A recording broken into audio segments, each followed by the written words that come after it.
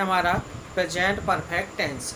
तो present perfect tense का मतलब है कि काम इसमें पूरा हो चुका है, लेकिन इसमें समय नहीं बताया गया है। तो जब हम समय की बात करते हैं तो इससे अगले वाले में जंप कर जाते हैं, जिसका नाम है प्रेजेंट परफेक्ट कॉन्टिन्यूअस टेंस। लेकिन अभी हम पढ़ रहे हैं प्रेजेंट परफेक्ट टेंस, यानी काम पूरा हो चुका है। तो इसका पहचान क्या है? तो भाई इसकी पहचान है कि जब वाक्य के अंत में आपको चुका है, चुकी है या चुके हैं आदि शब्द दिखें या मिल जाएं, तो आप समझ जाना कि ये जो सेंटेंस है ये प्रेजेंट परफेक्ट टेंस का सेंटेंस है। जैसे आप सेंटेंस यहाँ देख रहे होंगे, वे खेत की घास काट चुके हैं। तो देखो लास्ट में चुके हैं, और यही देखो इसका चुके हैं, तो यानी लास्ट में आपको चुके हैं मिलेगा। अगला सेंटेंस देखें, पापा स्टेशन पहुंच चुके हैं, इसमें भी चुके हैं आ रहा है। तो जब आपको वाक्य के अंत में चुका है, चुकी है या चुके हैं शब्द मिले, तो वो प्रेजेंट परफेक्ट टेंस का सेंटेंस होता है। अब इसके स्ट्रक्चर की अगर हम बात करें तो स्ट्रक्चर है सब्जेक्ट प्लस हैज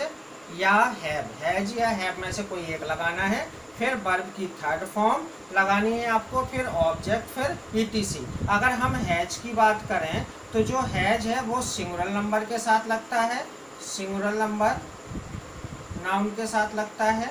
और अगर हैव की बात करें तो ये प्लूरल नंबर के साथ लगता है, और सिंगुलर प्लूरल आप जानते होंगे, तो प्लूरल नंबर नाउन के साथ ही हैव लगता है। ठीक है, अब इसमें प्लूरल नंबर में आई भी आता है, आप पीछे देख चुके हैं, तो ये आई भी प्लूरल का ही काम करती है, इसके लिए कोई स्पेशल नहीं है। तो सेंटेंस बनाते हैं तो इसमें स्ट्रक्चर है सब्जेक्ट, हैज या हैव, यानी हैज या हैव में से कोई एक, वर्ब की थर्ड फॉर्म, ऑब्जेक्ट और ईटीसी। तो सेंटेंस है वे खेत की घास काट चुके हैं, तो वे हो गया आपका सब्जेक्ट, काट चुके हैं हो गया वर्ब, और क्या काट चुके हैं? घास, तो ये ऑब्जेक्ट हो गया, और खेत की हो गया ईटीसी। अब अगर हमें इसकी इंग्लिश बनानी है तो सबसे पहले सब्जेक्ट आएगा, तो सब्जेक्ट है वे, तो वे का होता है दे। उसके बाद हैज हैव में से एक, तो आप देख रहे हैं दे है, तो दे हमेशा प्लूरल होता है, इसलिए हैव लगेगा, तो दे हैव। उसके बाद वर्ब की थर्ड फॉर्म, तो काटना कट होता है, और कट की थर्ड फॉर्म भी कट ही होती है, कट कट कट, तो थर्ड फॉर्म भी कट, तो दे हैव कट। उसके बाद ऑब्जेक्ट, तो घास, तो घास को क्या बोलते हैं? ग्रास। और फिर ईटीसी, तो क्या है? खेत की, तो ग्रास ऑफ क्या? फील्ड। ठीक है, ये है खेत की, या टू भी लगाए, लेकिन ऑफ यहाँ ज़्यादा अच्छा है। अगला सेंटेंस देखें, पापा स्टेशन पहुँच चुके हैं, तो इसमें सब्जेक्ट हो गया पापा, पहुँच चुके हैं वर्ब, और स्टेशन हो गया ऑब्जेक्ट। अगर हमें इसकी इंग्लिश बनानी है तो सबसे पहले पापा, तो पापा को आप डैडी बोलें, फादर बोलें, आपको जो ठीक लगे वो बोलें, तो डैडी। अब सिंगुलर नंबर है, पापा सिंगुलर है तो हैज लगेगा, तो डैडी हैज़। उसके बाद वर्ब की थर्ड फॉर्म, तो पहुंचना किस मीन्स होता है? रीच, और रीच की थर्ड फॉर्म क्या होती है? रीच्ड, ईडी लग जाता है, तो रीच्ड। ठीक है, उसके बाद ऑब्जेक्ट, तो स्टेशन, तो स्टेशन का स्टेशन ही रहेगा।